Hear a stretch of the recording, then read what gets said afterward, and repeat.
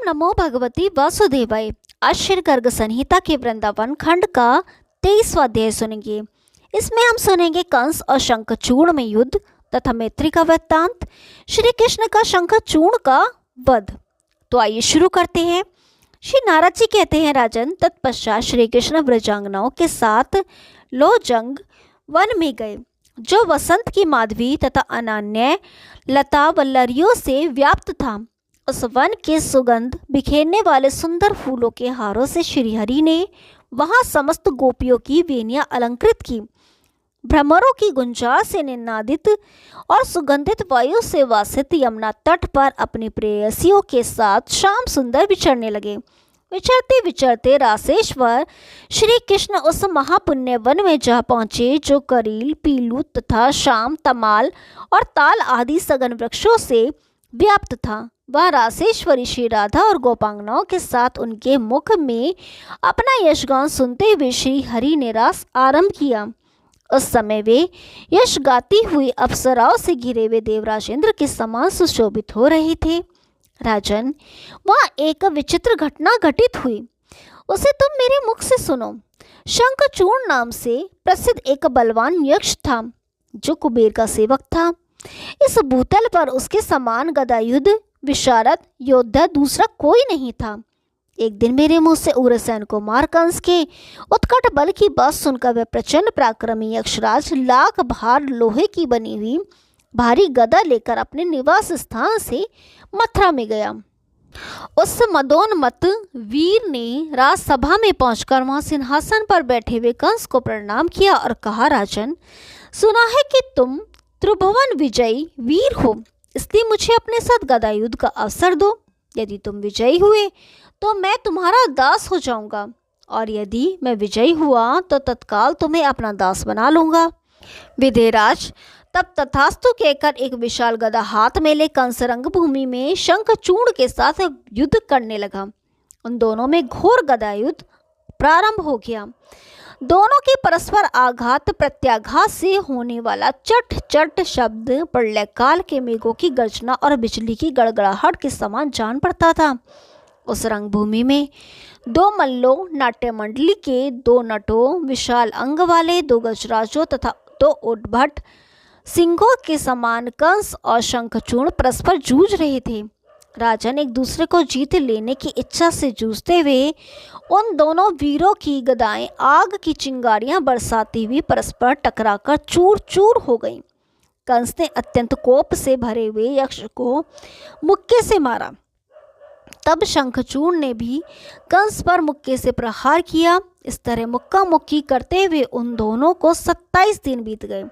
दोनों में से किसी का बल क्षीण नहीं हुआ। दोनों ही एक दूसरे के पराक्रम से चकित थे। तदंतर दैत्यराज महाबली कंस ने शंखचूर्ण को सहसा पकड़कर बलपूर्वक आकाश में फेंक दिया। वह 100 योजन ऊपर चला गया। शंखचूर्ण आकाश से जब वेगपूर्वक नीचे उतरा तो उसके मन में किंचित व्याकुलता आ गई।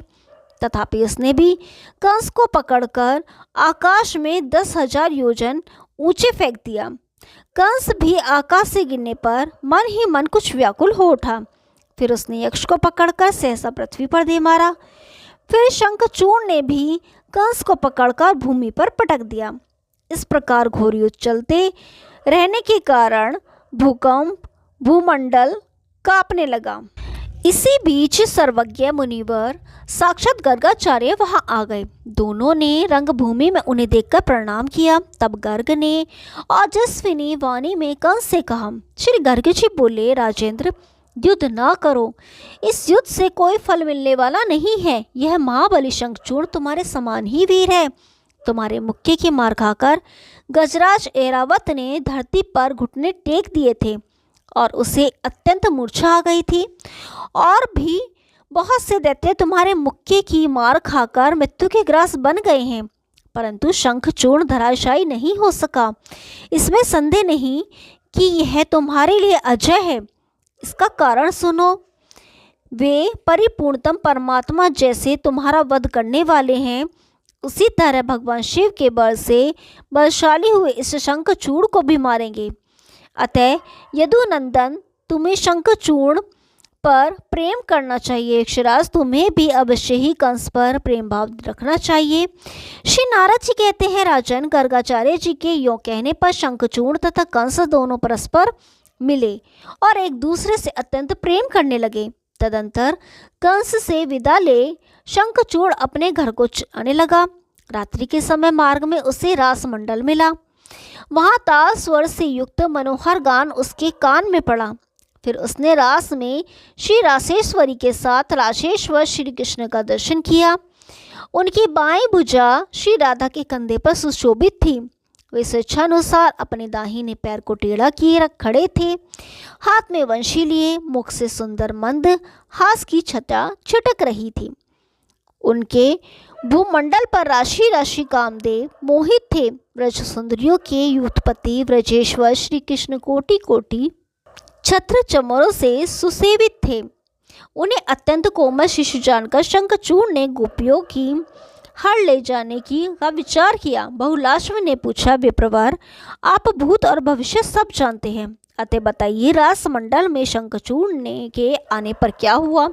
श्री नारद जी ने कहा, राजन, शंखचूड़ का मुंह था बाघ के समान और शरीर का रंग था एकदम काला कलूटा। वह 10 ताड़ के बराबर ऊंचा था और जीभ लपलपाकर जबड़े चाटता हुआ बड़ा भयंकर जान पड़ता था। उसे देखकर गोपांगनाएं भय से थर्रा उठी और चारों ओर भागने लगी। इससे महान कोलाहल होने लगा। इस प्रकार शंखचूड़ के आते ही रासमंडल में हाहाकार मच गया। वह काम पीड़ित दुष्ट यक्षराज शतचंद्र नाम वाली गोप सुंदरी को पकड़कर बिना किसी भय और आशंका के उत्तर दिशा की ओर तेजी से दौड़ पड़ा। शतचंद्रानना भय से व्याकुल हो कृष्ण कृष्ण पुकारती हुई रोने लगी। यह देख श्री कृष्ण अत्यंत कुपित हो शाल का वृक्ष हाथ में लिए उसके पीछे दौड़े।